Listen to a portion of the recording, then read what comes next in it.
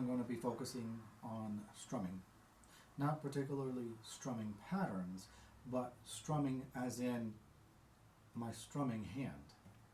Now some people, when they're learning guitar, are going to get real rigid and they're going to be doing a lot of this. There's no bending or movement in the wrist, it's all in their arm. But what I'm going to tell you is we need to get used to trying to strum without really moving our strumming arm. It's really mostly in the wrist. I mean, I do move a little bit in my forearm, but I'm not doing a lot of this. It's really controlled movement. You're using a lot of the wrist, you're kind of twisting that whole forearm there, and it makes for more comfortable movements.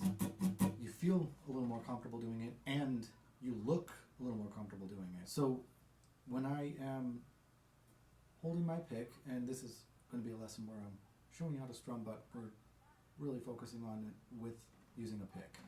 And I am approaching whatever song I am approaching, whether I am strumming on an electric guitar or on an acoustic guitar, whether I'm using open chords, bar chords, or power chords.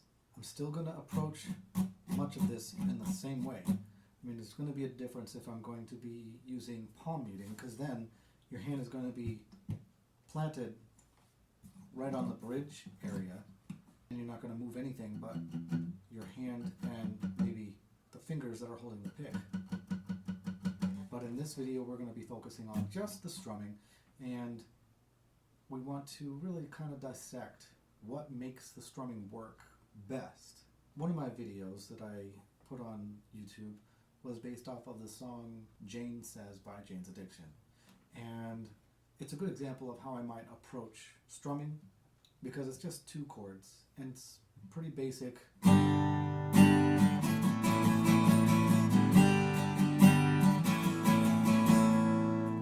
And so when you see me playing, you see how it kind of looks elastic in my wrist. I'm just kind of allowing my hand to flow with the movement of the upper part of my arm. And I'm not moving my arm a whole lot, but the movement is just really smooth and elasticy. Now you can also use this for a slower song.